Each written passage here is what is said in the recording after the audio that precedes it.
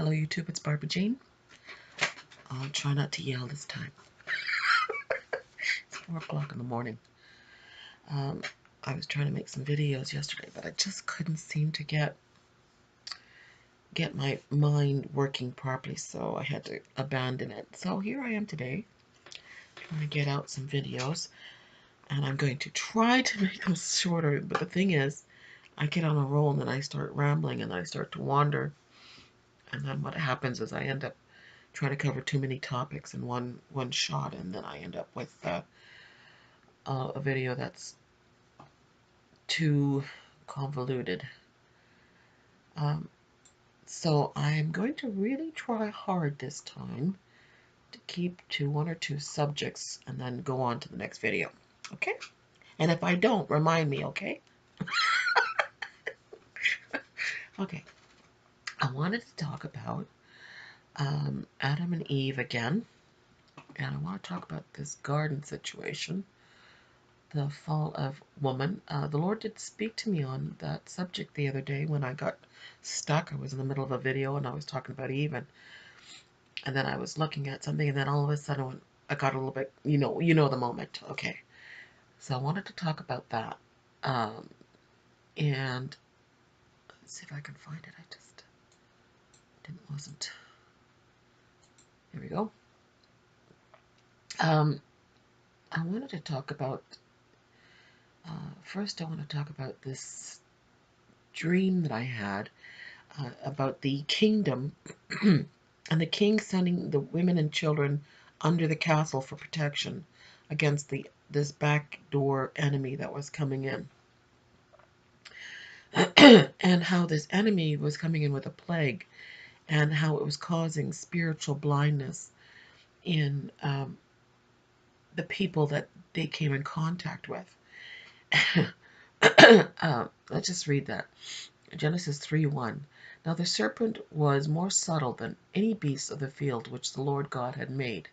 And he said unto the woman, Yea, hath God said, Ye shall not eat of every tree of the garden?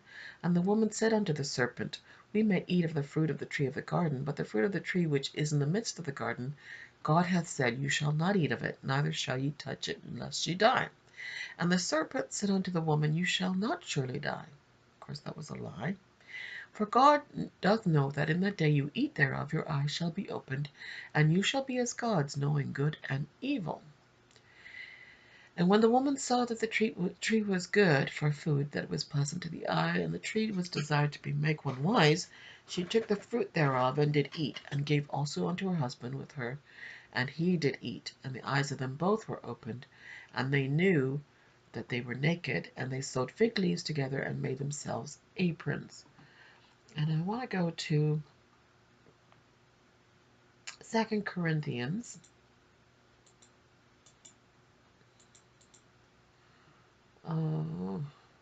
2 Corinthians 11. Let's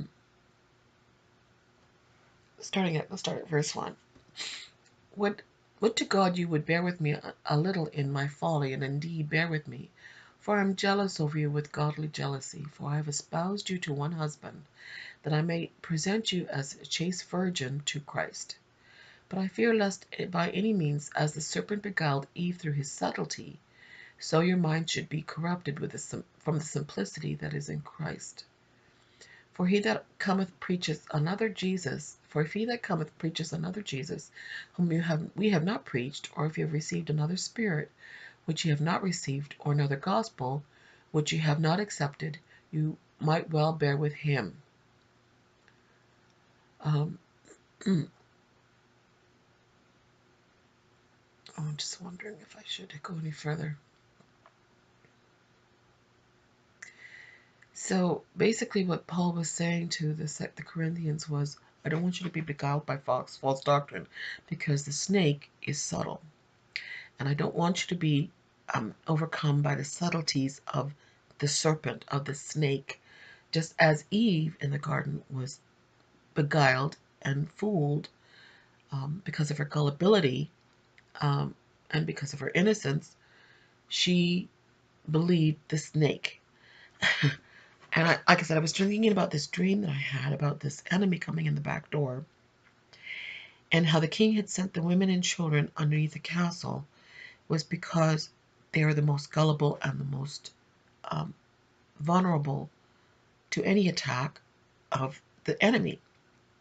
In any war, that's what a good king or wise men would do. They would first protect the women and children who are the most vulnerable to attack, because that's where Satan likes to attack. He likes to go to the most vulnerable and try to destroy them. He doesn't go to the strong man.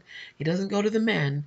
He goes to the women and children and tries to corrupt their minds because they are vulnerable and gullible. Um, and so in this dream, this backdoor enemy came in, and they were spreading a plague of blindness. And I was thinking about how with Eve was in the garden, and she didn't know that this snake was trying to hurt her. She was told not to eat the tree, that she knew that, and she sinned by eating the fruit. But she was gullible. She ate because she was gullible. Her intentions weren't evil. Let's go to Genesis chapter 3. I'll just show you her intentions weren't evil. She was gullible. She sinned because she believed the snake, but it wasn't because she was evil herself inside for believing the snake. She had, in her innocence, she didn't know someone was trying to hurt her because she was gullible. When the enemy came in the form of a snake, in his subtlety, began to spread his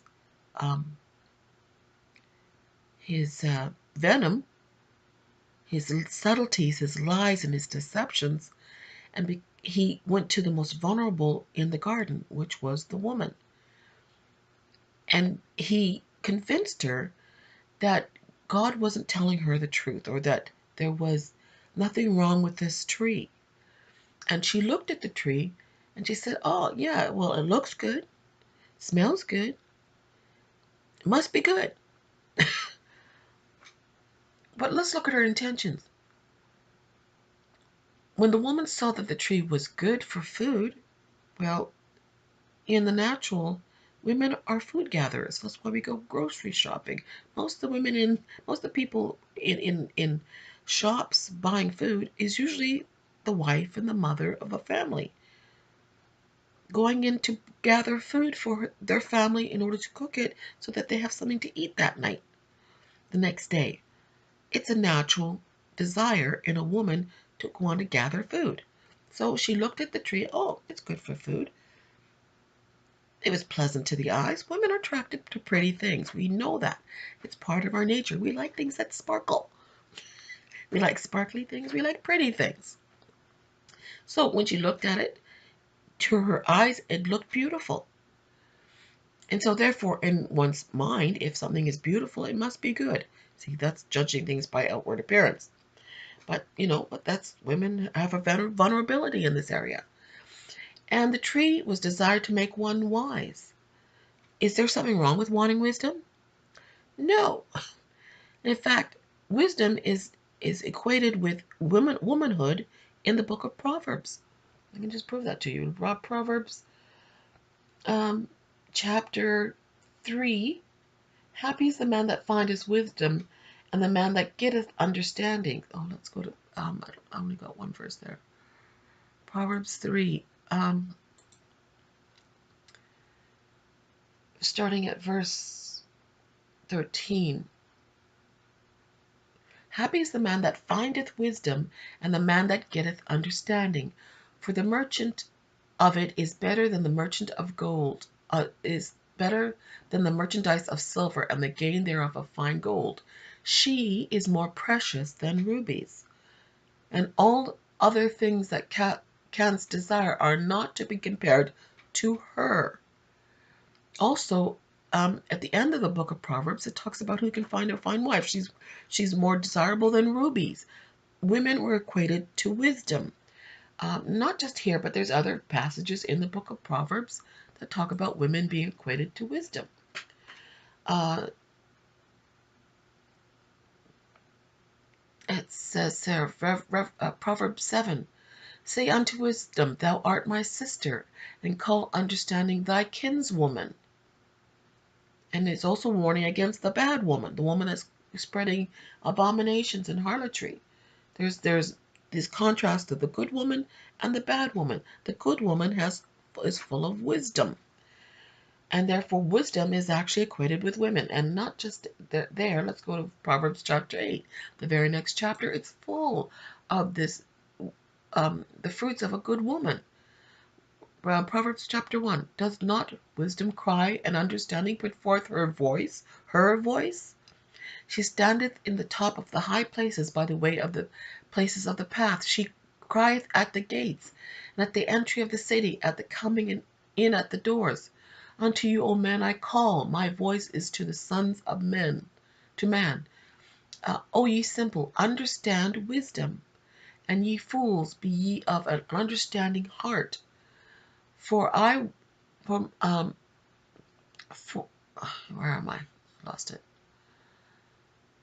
Here, for I will speak of excellent things, and the opening of my mouth, my lips shall be right things, for my mouth shall speak truth, and wickedness is an abomination to my lips. So we have here a woman crying out in the streets for people, men and women, to listen to her wise words, her wise words. So wisdom is equated with women, with wisdom. And here we have in Genesis chapter 3, Eve looking at this tree with the eyes of a woman, saying, oh yeah, it's good for food. I can bring that to my family. Oh, it's pretty. I like pretty things. It must be good. Um, she, oh, it's going to make me wise. Oh, that's a good thing. So with the eyes of an innocent and gullible, she believed the subtle lies of the snake. The snake comes in with subtlety, people. He comes in with just the truth, what slanted off truth lies. Reality lies, okay? So in this dream, the king sends the women and children under the castle for their protection because he knows that they're the most vulnerable. The enemy comes in the back door with lies, with this deception, with this plague of blindness. And I was thinking about what this subtle snake is doing at the moment. He's infiltrating our governments around the world with lies and deceptions. That's how he works, lies and deceptions. So deceptions are, like I said, slight truth, slanted, and corrupted. And this one that we have right now is calling everything a hate crime if you point out the truth, and calling everything a phobia. Oh, you're just a phobia. Okay? And I'm thinking to myself, this is a subtlety of the snake. When you see a snake crawling in the grass and the snake comes and says, so, did God say that I was dangerous? That's just snakeophobia. You have no right to hate me, even though I'm full of venom and want to bite you and kill you and steal everything from you. That's just snakeophobia. That's a hate crime against snakes. I mean, really, look at what's going on. This backdoor enemies come in and blinded the eyes of our people, especially the women and children. They're spreading these lies, saying you have no reason to be afraid of us, even though we're full of venom. We have to come up with, I was thinking we have to come up with a new counter word to this snakeophobia that they keep throwing in our face. It's not snakeophobia, it's snake awareness. It's snake knowing the enemy when you see one, seeing it, being able to recognize, see and smell and recognize a snake when you see one. It's calling a spade a spade. It's like, it's not about being snakeophobia. It's being about snake aware. Knowing your enemy when you see it. But see, the snake is subtle and spreads lies and deceptions and causes a spiritual blindness when you eat of his fruit. When Adam and Eve ate their fruit, their minds became aware of, of evil, good and evil, but they also became spiritually blind to God. They couldn't no longer were allowed to see God. They were corrupted by their sin. Okay? And this is what the snake does. The snake comes in with his deceptions, his subtleties, and preaches all kinds of wrong doctrine, just like he preached to Eve here. He preached an evil doctrine, and in her innocence and gullibility, she believed him. What did Paul say? But I fear lest by any means, as the serpent beguiled Eve through his subtlety, so your mind should be corrupted from the simplicity that is in Christ.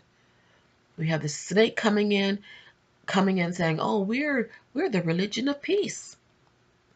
We're the religion of peace."